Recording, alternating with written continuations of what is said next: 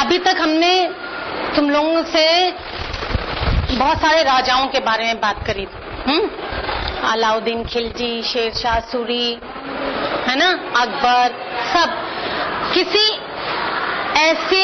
किसी रानी के बारे में जाना?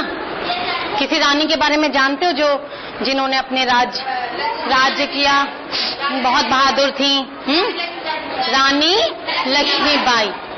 सबको पता है रानी लक्ष्मीबाई के बारे में। रानी लक्ष्मीबाई के अलावा कोई और ऐसी महिला? मीराबाई कोई युद्ध थोड़ी ना करती थी। हाँ, एक और रानी थी, यहाँ पर आ जाओ, जिनका नाम था दुर्गावती। ये भी रानी लक्ष्मीबाई की तरह एक बहुत ही वीर और साहसी, बहुत ही बहादुर महिला थी, जिनके बारे में आज हम पढ़ेंगे। अब जो रानी दुर्गावती थी वो एक महोबा के राजा कीर्ति सिंह की बेटी थी। महोबा के राजा कीर्ति सिंह की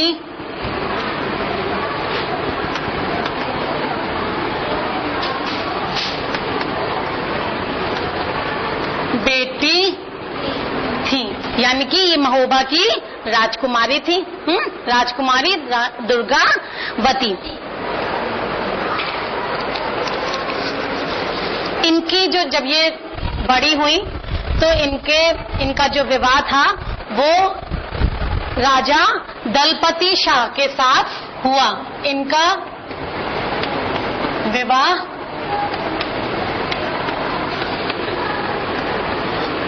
राजा दलपति शाह के साथ हुआ था। राजा दलपति शाह जो है, आ जाओ बेटा, आ जाओ। राजा दलपति शाह जो है वो एक बहुत उधर बैठ जाओ, उधर ही बैठ जाओ। राजा दलपति शाह जो है वो बहुत एक वीर राजा थे। और जो रानी दुर्गावती थी वो बचपन से ही बहुत ज्यादा बहादुर थी। और उनको जब वो छोटी थी, जब वो पढ़ने जाती थी तो वो उसके साथ साथ वो क्या करती थी, उनको हथियार चलाना सीखती थी और घुड़सवारी करना उन्हें बहुत अच्छा लगता था। और उसके साथ साथ वो शिकार खेलना, घुड़सवारी,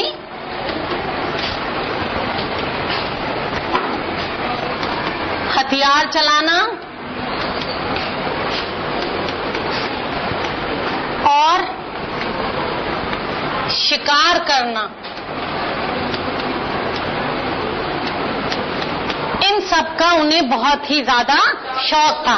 बहुत शौक से वो हथियार चलाती थी, घुड़सवारी करना उन्होंने सीखा और शिकार करने के लिए वो अपने पिताजी के साथ जाती थी।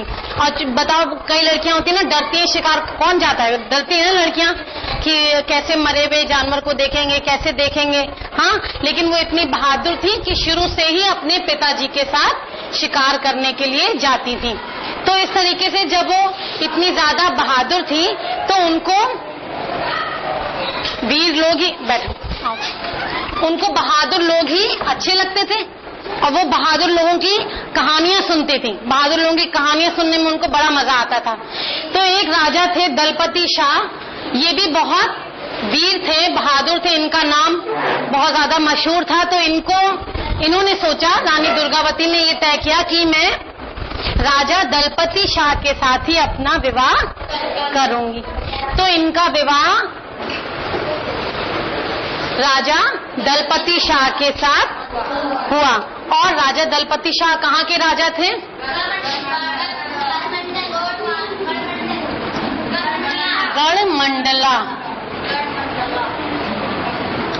गढ़मंडला राज्य के राजा थे राजा दलपति शाह। तो अब शादी के बाद ये गढ़मंडला राज्य की क्या हो गई? रानी। गढ़मंडला राज्य की रानी बन गई, रानी दुर्गावती। अब विवाह के बाद जब उनकी शादी हो गई, फिर वो लोग बातें नहीं करो बेटा।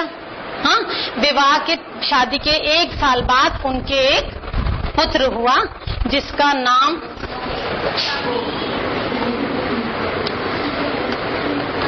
एक वर्ष बाद उनका पुत्र हुआ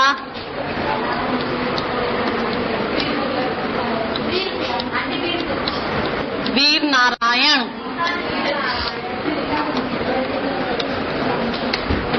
रखा। ठीक है, तो शादी के बाद उनके एक पुत्र हुआ जिसका नाम उन्होंने वीर नारायण रखा। अच्छा, इससे पहले जब क्या हुआ था कि जब उनकी शादी हुई, जब उनका विवाह हुआ, उसके कुछ समय बाद उनके पिताजी की मृत्यु हो गई। जो महोबा राज्य में राज करते थे, यानी कि रानी दुर्गावती के पिताजी की मृत्यु हो गई। और वो कहाँ के राजा थे? महोबा राज्य के राजा थे। फिर जैसे ही उनके पिताजी की मृत्यु हुई, वहां पर अकबर ने अपना कब्जा कर लिया। महोबा राज्य पर अकबर ने अपना कब्जा कर लिया। उसके बाद जब उनका पुत्र हुआ, हाँ, उसके बाद जब उनका पुत्र हुआ वीर नारायण, तो जब वीर नारायण सिर्फ 4 वर्ष का था, 4 साल का छोटा सा बच्चा था, तब उनके पति जो दलपति शाह, रानी दुर्गावती के जो पति थे दलपति शाह, उनकी भी मृत्यु हो गई, है ना। कब हुई? जब उनका बेटा सिर्फ 4 साल का एक छोटा सा बच्चा था, तो राजा दलपति शाह की भी मृत्यु हो गई। सोचो, पहले उनके पिता की मृत्यु हो गई, कुछ समय बाद उनके पति की भी मृत्यु हो गई, और उनका बेटा कितना छोटा था, सिर्फ 4 वर्ष का ही था। लेकिन फिर क्या किया उन्होंने? अपने पुत्र को राजगद्दी पर बिठाया। हाँ, थोड़े समय बाद उन्होंने अपने पुत्र को राजगद्दी पर बिठाया और खुद राजकाज को देखने लगी। क्यों देखने लगी वो? क्योंकि उनका बेटा बहुत छोटा था। उन्होंने उसको राजगद्दी पर तो बैठा दिया, राजा तो बना दिया, लेकिन भाई छोटे से बच्चे को क्या समझ होती है राज्य करने की? लेकिन सारा राज्य का काम रानी दुर्गावती ही करती थी। फिर उन्होंने भी अपनी हिम्मत नहीं हारी। उनके पति की मृत्यु के बाद भी वो हिम्मत उन्होंने अपनी बनाए रखी और अपने राज्य को संभाला, अपने बच्चे को संभाला, अपनी सेना को मजबूत किया। क्योंकि ऐसा होता है कि जब किसी राज्य के राजा की मृत्यु हो जाती है तो क्या होता है, दूसरे राजा लोग जो हैं वो उस राज्य पर नजर टिका लेते हैं कि अब ये राज्य जो है, इसका राजा मर गया है, ये कमजोर हो गया, इस पर हमला कर इसको ऊपर कब्जा कर लेते हैं। लेकिन रानी दुर्गावती ने बहुत ही गुंजा, आओ बेटा, साहस के साथ अपने राज्य को संभाला, उसको मजबूत किया, एक मजबूत सेना का, अपनी मजबूत सेना बनाई अपने राज्य में और अपने राज्य को बचाए रखा। किसी की जल्दी हिम्मत नहीं होती थी कि गढ़मंडला राज्य पे हमला कर सके। लेकिन जो अकबर थे, अकबर ने जैसे उनके पिता के राज्य पर कब्जा कर लिया था, तो अकबर और उनके सेनापति जो आसिफ खान थे, वो चाहने लगे कि हम गढ़मंडला पर भी कब्जा कर लें। वो चाहते थे कि हम इसको भी जीत लें।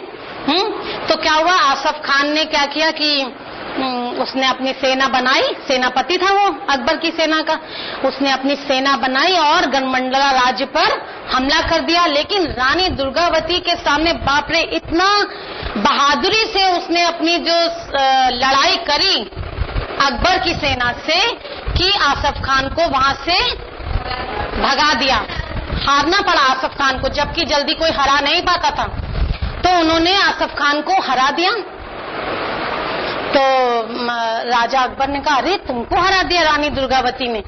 तो वो बोले, अच्छा, रानी दुर्गावती से को उन्होंने संदेश भेजा कि ऐसा है कि तुम जो है, हम अपने राज्य को हमें दे दो, गढ़मंडला राज्य को हमारे राज्य में मिला दो, हमें दे दो, और हम तुम्हें फिर अपने राज्य में एक अच्छी सी बड़ी सी गद्दी दे देंगे, अपने बड़ा सा पद तुमको दे देंगे, लेकिन अपना राज्य जो है वो हमें समर्पित कर दो, दे दो। इसका मतलब क्या है कि तुम अपनी हार अभी से ही बिना लड़ाई करे मान लो। तो तो उसने कहा अच्छा मैं अपना राज्य क्यों दूं, पहले लड़ो मुझसे, युद्ध करो, अब मुझे हराओ तब मेरा राज्य लो, ऐसे अपने जीते जी मैं अपना राज्य तुमको नहीं दूंगी। इससे क्या पता लगता है कितनी बहादुर थी, है ना। अकेले दम पर कोई उनके साथ नहीं था, सिर्फ अपने दम पर उन्होंने अपनी इतनी सेना बनाई, और ना उनके पिताजी थे ना उनके पति थे, फिर भी इतनी हिम्मत करके वो अकबर जैसे राजा से, ताकतवर राजा से, उनकी सेना से उन्होंने लोहा लिया। ठीक है, तो उन्होंने कहा कि मैं तो नहीं दूंगी, हाँ लेकिन अगर आपके सेनापति आसफ खान को मेरे राज्य में अगर कोई पद चाहिए तो आइए मैं आपको देती हूँ, लेकिन मैं क्यों लूं, आपको जरूरत है तो आप मेरे यहाँ राज्य में आइए और मैं आपके आसफ खान को एक पद देती हूँ। अब ये तो सुना और राजा अकबर और आसफ खान को इतना बुरा लगा, इतना बेइज्जती लगी उनको, अरे इतना अपमान हमारा एक किसने किया, वो भी एक औरत ने। उस समय तो ये सब बहुत होता था कि तुम औरत हो हम आदमी हैं, और किसी एक औरत ने, किसी एक महिला ने इतना बड़ा अपमान, इतनी बड़ी बात हमारे लिए कह दी कि हम उसके राज्य में जाकर वो करें, तो उनको बड़ा बुरा लगा। तो उन्होंने फिर से उस पर गुस्सा होकर फिर से हमला किया, फिर रानी दुर्गावती ने उनको हरा दिया, आसफ खान को फिर हरा दिया, दोबारा हरा दिया। 2 बार हारने के बाद भी आसफ खान नहीं माना, उसने कहा नहीं मैं तो इसको हरा के ही रहूंगा, बदला लेना था ना उसको बुरी लग गई थी ये बात, अब तो मैं बदला लूंगा, मैं इसको किसी भी तरीके से हरा के रहूंगा। फिर उन्होंने, आसफ खान ने एक चाल चली, क्या चाल चली, उसने जो है रानी दुर्गावती के सेना में से या उनके राज्य के एक आदमी को अपने साथ किसी तरीके से मिला लिया, पैसा देकर किसी भी तरीके से उसको अपने साथ मिला लिया, और रानी दुर्गावती की सेना के सारे भेद उससे ले लिए। जब सारे भेद उसने रानी दुर्गावती के राज्य के ले लिए, तब उसने तैयार हुआ कि अब मैं फिर से रानी दुर्गावती के राज्य पर हमला करूंगा। फिर तीसरी बार जब उसने हमला किया बरेला गांव के पास में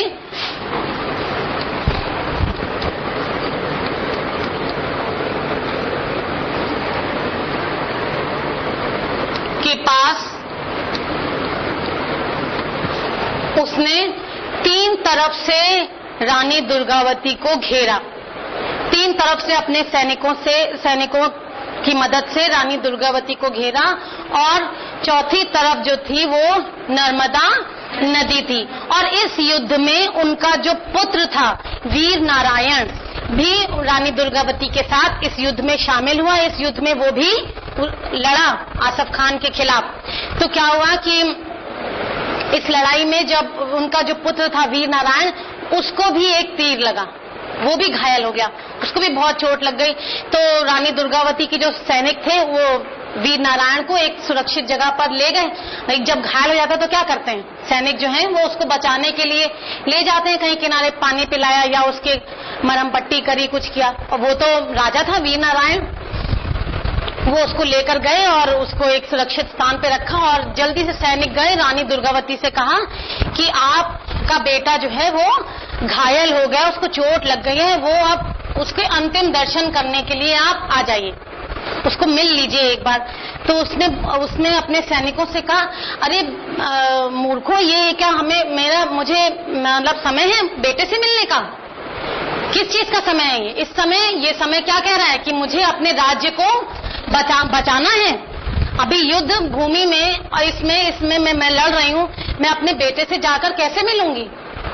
और मुझे खुशी है इस बात की, और उसने बड़ी वीरता से ये बात कही कि मुझे खुशी है इस बात की कि मेरा बेटा कहाँ पर मर रहा है? युद्ध भूमि में वो वीरगति को प्राप्त हो रहा है। तो इस बात की मुझे खुशी है और मैं उसे ऊपर ही जाकर, देवलोक में ही जाकर मिलूंगी। तो वो नहीं गई अपने बेटे से मिलने के लिए और युद्ध में लड़ती रही। फिर अचानक क्या हुआ कि जब भाई लड़ाई तो हो ही रही होती युद्ध के मैदान में, एक तीर जो है वो उनकी आंख में जाकर, रानी दुर्गावती की आंख में जाकर लग गया। फिर भी उन्होंने वो तीर को निकाला और अपने मुंह में घोड़े की लगाम को दबाया और दोनों हाथों में तलवार लिए लड़ती रही। फिर एक तीर उनके गर्दन पे जाकर लगा। जब वो तीर गर्दन पे दूसरा तीर लगा तब उनको लगा कि वो अब नहीं बच पाएंगी। जब उन्हें लगा कि अब मैं नहीं लड़ पाऊंगी, अब मैं नहीं बच पाऊंगी, बिल्कुल अब अंत समय आ गया है, तो उन्होंने क्या किया और देखा कि तभी जैसे आसफ खान जो है उनके पीछे दौड़ता हुआ आया, घोड़े पर आया कि उनको पकड़ ले। तो उन्होंने देखा अपनी तलवार निकाली और अपने आप को घोंप ली।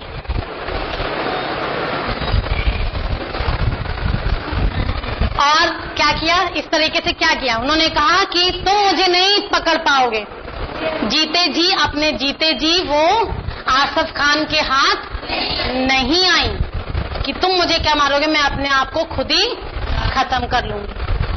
अपने ही हाथ से उन्होंने अपने आप को मार लिया, लेकिन जीते जी अपनी हार नहीं मानी और अपने दुश्मनों के हाथ भी नहीं आई। थी बहादुर महिला, बोलो।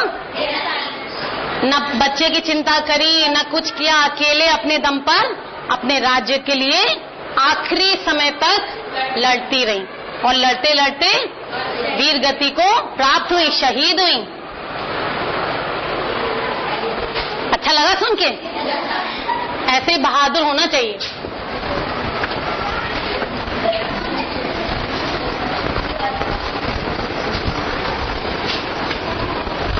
अब तुम लोग जो है इतनी सारी बातें हमने रानी दुर्गावती के बारे में बताई, अब तुम रानी दुर्गावती के लिए बारे में कुछ लिख के बताना मुझे। ये तुम लोगों का होमवर्क है।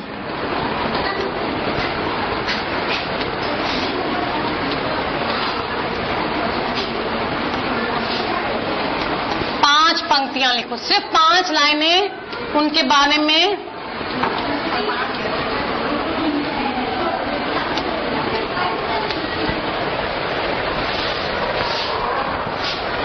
अच्छा, ये भी लिखो कि उनके जीवन से तुम्हें क्या शिक्षा मिलती है, से तुम्हें क्या प्रेरणा मिलती है।